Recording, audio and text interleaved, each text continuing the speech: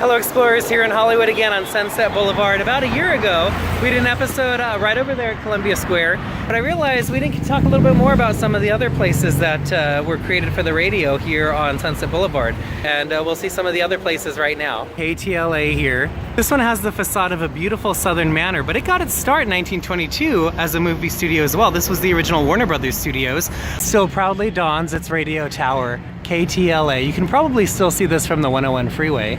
This was the Earl Carroll Theater. It opened in 1938, and it was one of the biggest shows to see if you wanted to dine and see a radio show live. But over the years, some of the stars, the famous celebrities, signed their names to concrete blocks that used to hang from this wall on the outside, and those have been scattered to the wind. If you look closely, you can still see the little posts on the wall where they used to hang from.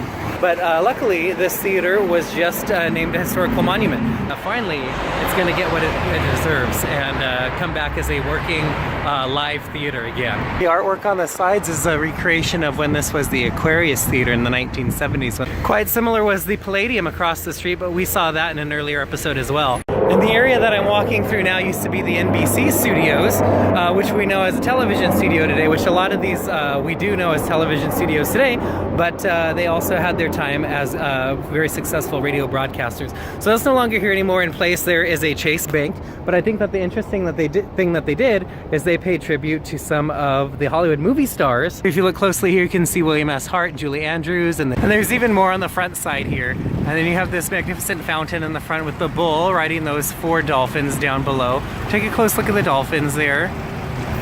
And one of the unique things about the facility was that they also allowed you to take a tour of the facility while you're here to catch one of the airings. Here there's a time capsule that pays tribute to the earlier days in Hollywood. This is where the DeMille Lasky Barn used to be. I believe it was a little bit further up the street, a little north there.